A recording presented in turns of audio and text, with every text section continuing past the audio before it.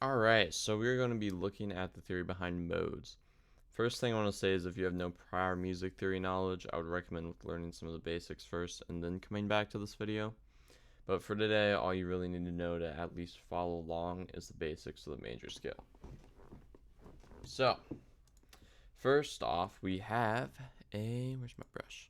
A C major scale written out, which is C, D, E, F, G, A, B, C. Major scale is comprised of these intervals right here, which if you don't know what they are, go figure them out yourself. I'm explaining modes today. So we got a whole step, half step, whole step, half step. And that is how you get all these notes. Now, if we want to find one of these modes over here, which I have written out, just Ionian, Dorian, Phrygian, Lydian, Mixolydian, Aeolian, and Locrian, which that sounds, when you first look at it, it sounds a lot worse than it actually is.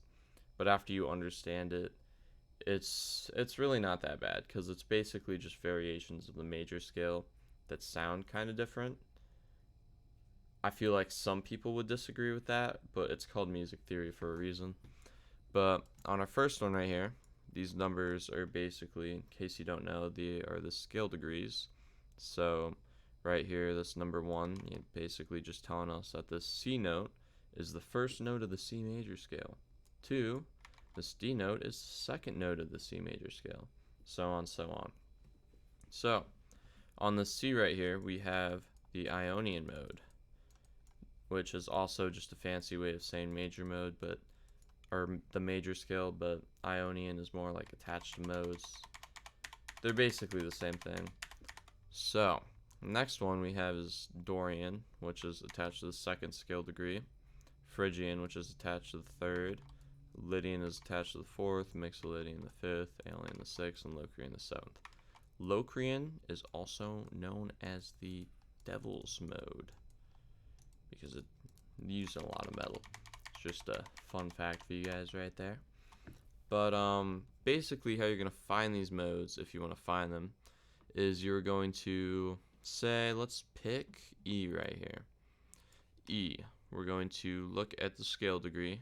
It's the third scale degree. So 1, 2, 3. And you'll probably memorize these at some point, just what scale degree it lines up with. But the third one is Phrygian. So this is going to be E Phrygian. So we're going to start with an E, and we are basically just going to keep up with this pattern that this C major scale is using.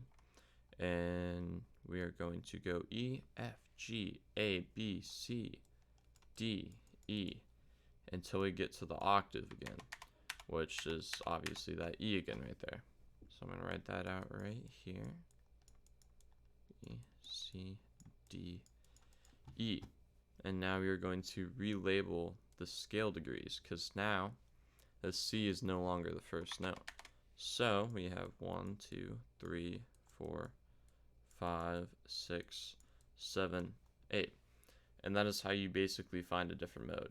Now you might be thinking, which this is what confused me for a long time, is what is the difference? Because if you look at both of these, they both have the same notes. You got a C, D, E, F, G, A, B, C.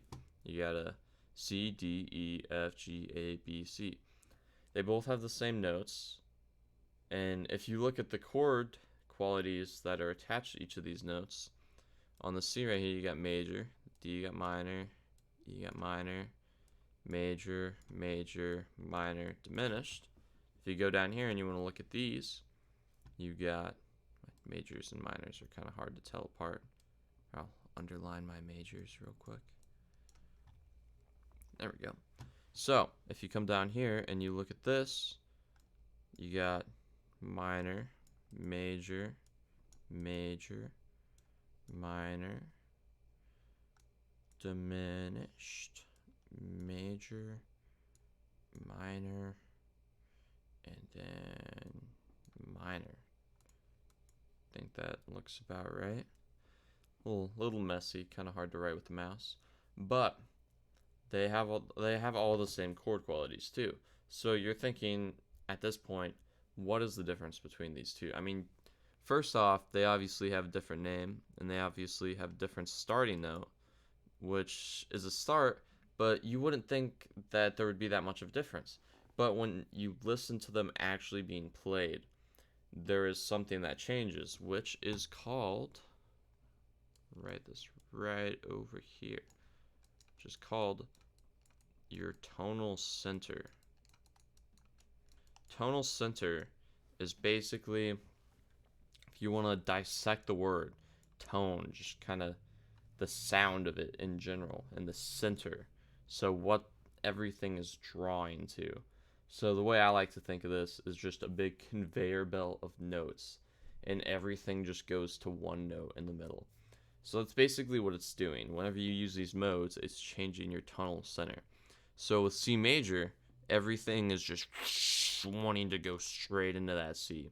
And with E Phrygian right here, everything wants to go into that E.